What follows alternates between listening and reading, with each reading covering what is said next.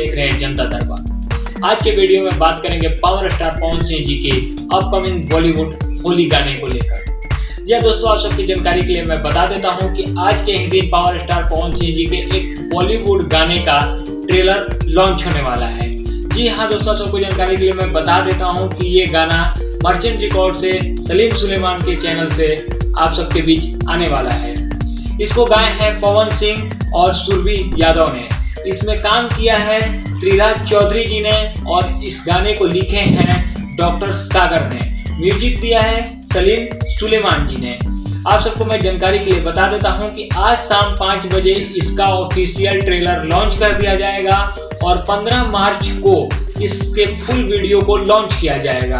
आप सबकी जानकारी के लिए मैं बता देता हूं कि इसका पहला मोशन पोस्टर भी आउट हो चुका है और आप सब जाकर सलीम सुलेमान ऑफिशियल पर इसको आज शाम 5 बजे देख सकते हैं। आज के वीडियो में बस इतना ही। मेरे चैनल को सब्सक्राइब कीजिए, बेल आइकन प्रेस कीजिए और ज़्यादा से ज़्यादा शेयर कीजिए।